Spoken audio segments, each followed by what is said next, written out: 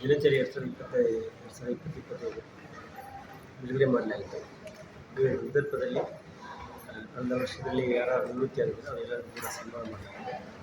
ಈ ಒಂದು ಕಾರ್ಯಕ್ರಮದ ಮುಖ್ಯ ರೀತಿಯಲ್ಲಿ ಮಾನ್ಯ ಶ್ರೀ ಗಣೇಶ್ ಅವರನ್ನು ಕರೆದಿದ್ದಾರೆ.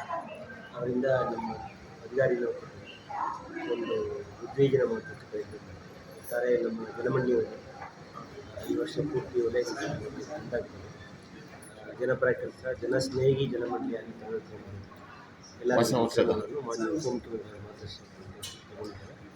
ಈ ವರ್ಷ ಒಂದು 2025 ಎಲ್ಲ ನಾಗರಿಕರಿಗೂ ಕೂಡ ಒಂದು ಒಳ್ಳೆಯ ವರ್ಷವಾಗಿ ಆಯುಳ ಆರೋಗ್ಯ ವಿಷಯವಾಗಿ ಕೂಡ ಒಳ್ಳೆಯ ಒಂದು ಸಂತೋಷದ ವರ್ಷವಾಗಿ ಆರಿಸ್ತೀವಿ. Thank you sir. ಮಾಡಿ ನಮ್ಮನ್ನು ಉದ್ದೇಶಿಸಿ ಆಶಯವಾಗಬೇಕು. ಆ ಸಂದರ್ಭದಲ್ಲಿ ಭಾಳ ಕಷ್ಟ ಇದೆ. ಆಶಯ ಚಿಂತನೆ ನಮ್ಮಲ್ಲಿ ಮೂಡಿಸಿದ್ದಾರೆ. ಬಹುಶಃ ನಮ್ಮ ಬೆಂಗಳೂರು ಜಲಮಂಡಳಿ ಅಭಿನಯ ಹೇಳಲಿಕ್ಕೆ ಬಯಸ್ತೀನಿ. ಯಾಕಂದರೆ ಅಟ್ಲೀಸ್ಟು ವರ್ಷದ ಮೊದಲನೇ ದಿವಸ ನಮ್ಮನ್ನ ನಡೆಸಬೇಕಂತ ಭಾಳ ಪ್ರಯತ್ನ ಮಾಡಿ ಗಣೇಶನನ್ನು ಕರೆಸಿದ್ದಾರೆ.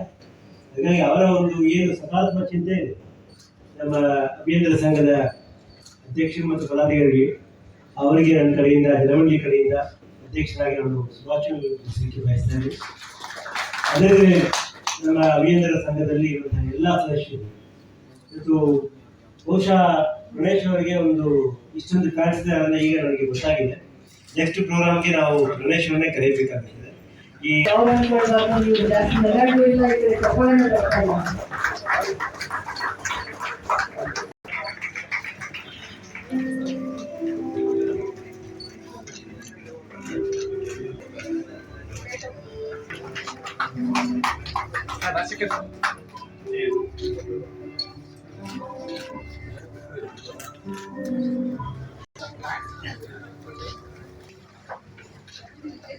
ಎಲ್ಲರಿಗೂ ಹೊಸ ವರ್ಷದ ಶುಭಾಶಯಗಳು.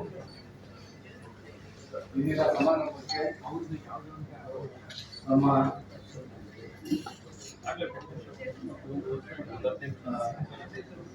ಸಮಾರಂಭದ ಅಧ್ಯಕ್ಷತೆಯನ್ನು